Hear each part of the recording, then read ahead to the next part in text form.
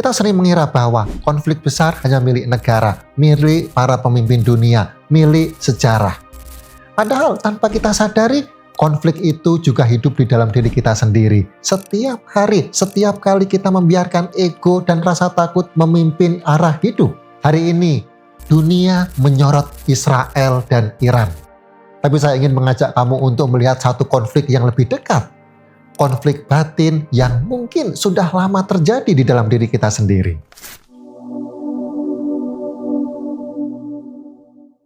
Kita tidak sedang berperang dengan bangsa lain, tapi kadang kita lelah karena terus-menerus berperang dengan diri sendiri. Berjuang menahan amarah, berusaha terlihat kuat, pura-pura tidak takut, dan tanpa sadar kita hidup dalam konflik yang tidak pernah benar-benar selesai. Sekarang saya ingin mengajak kamu menyelami pelajaran batin dari konflik yang sedang jadi sorotan dunia, yaitu Israel dan Iran. Bukan dari sisi politik, tapi dari sisi yang lebih dalam. Apa yang bisa kita pahami tentang ego, takut, dan keinginan untuk terlihat benar? Yang pertama, ego sering menyamar sebagai kebenaran.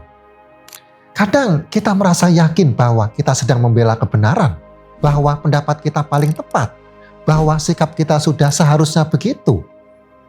Tapi jika diamati lebih dalam, bisa jadi yang sedang bicara bukanlah nurani, melainkan ego yang menyamar sebagai kebenaran.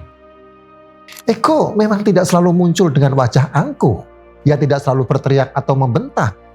Kadang ia datang diam-diam dalam bentuk keinginan untuk membuktikan diri, keinginan untuk terlihat lebih pintar, lebih benar, atau paling tahu jalan hidup.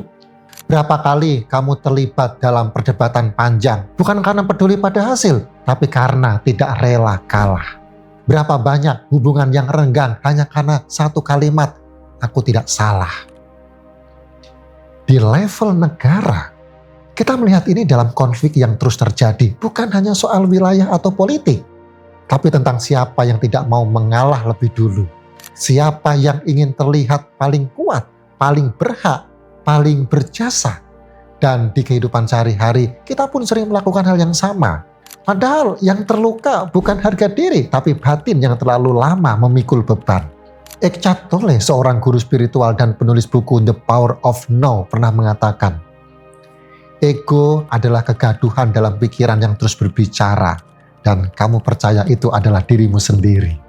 Kita hidup dalam dunia yang memuja pembuktian. Tapi pertumbuhan batin tidak terjadi ketika kita membuktikan siapa yang paling benar. Melainkan ketika kita berani melihat bahwa kita pun bisa keliru. Dan tidak ada yang lebih kuat daripada seseorang yang berani melepaskan keinginan untuk menang demi hubungan yang lebih damai. Sekarang inilah saatnya kita bertanya, apakah yang sedang saya pertahankan ini benar atau hanya suara ego yang tidak ingin kalah? Yang kedua, rasa takut melahirkan pertahanan yang tidak perlu. Ada rasa yang seringkali tersembunyi di balik sikap keras, wajah tegas, dan keputusan yang tampak berani, yaitu rasa takut. Bukan keberanian yang melahirkan banyak konflik, tapi ketakutan. Takut kehilangan kendali, takut ditinggalkan, takut tidak dianggap berharga, dan tanpa sadar, rasa takut itu membentuk benteng-benteng yang tidak kita butuhkan. Kita membentengi diri dengan sikap cuek, padahal hati sebenarnya ingin dekat. Kita menolak tawaran baik hanya karena takut kecewa lagi.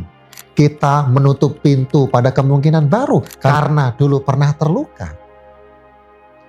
Berapa banyak dari kita yang hari ini hidup bukan karena pilihan penuh kesadaran, tapi karena ketakutan lama yang belum selesai. Dan banyak konflik besar termasuk dalam skala negara.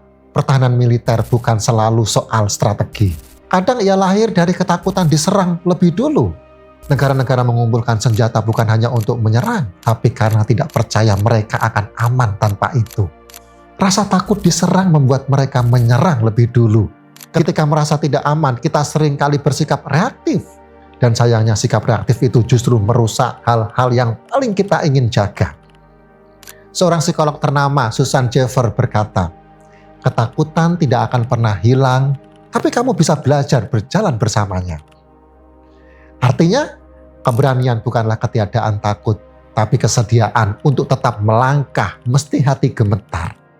Kita terlalu sering menunda mimpi karena takut gagal. Terlalu sering menutup hati karena takut disakiti. Terlalu sering menolak pertolongan karena takut terlihat lemah. Padahal tidak semua yang kita lakukan akan benar-benar terjadi. Dan bahkan jika terjadi, bisa jadi itu bukan akhir, tapi awal dari kedewasaan kita yang sebenarnya. Yang ketiga, perdamaian bukan kelemahan, tapi kebijaksanaan. Dalam kehidupan, kita sering diajarkan bahwa menjadi kuat berarti menang dalam argumen, memegang kendali, atau terlihat tidak pernah goyah. Tapi kenyataannya, kekuatan yang paling sejati justru sering tampak seperti keheningan. Dalam dunia yang gaduh, penuh reaksi cepat, komentar tajam, dan amarah yang mudah menyala, berani tetap tenang adalah bentuk kekuatan yang jarang dihargai, tapi sangat dibutuhkan. Menahan diri untuk tidak membalas, memilih diam ketika bisa saja membalas dengan marah, mengalah bukan karena lemah, tapi karena sadar. Tidak semua pertarungan bisa dimenangkan. Berapa kali dalam hidup ini kita merasa harus menang hanya untuk dihormati? Berapa banyak konflik yang bisa diselesaikan lebih cepat jika saja satu pihak memilih untuk tidak bereaksi? Di dalam diri, ini menjadi lebih sulit. Karena yang kita hadapi bukan orang lain, tapi gelombang perasaan dan pikiran yang seringkali tidak stabil. Rasa kecewa, terluka, tersinggung, disalahpahami, semua itu muncul tanpa diundang. Dan di tengah riuhnya batin, tenang menjadi bentuk kebijaksanaan yang paling tinggi. Nelson Mandela, tokoh besar yang pernah melewati puluhan tahun di penjara, ia pernah berkata, keberanian bukanlah ketiadaan rasa takut, tetapi kemenangan atas rasa takut itu sendiri. Ia tidak berbicara dari menara gading, ia berbicara dari luka, dari kesunyian, dari pengalaman berhadapan langsung dengan ketidakadilan. Dan tetap ia memilih damai, bukan karena tidak bisa membalas, tapi karena sadar membalas hanya memperpanjang lingkaran luka.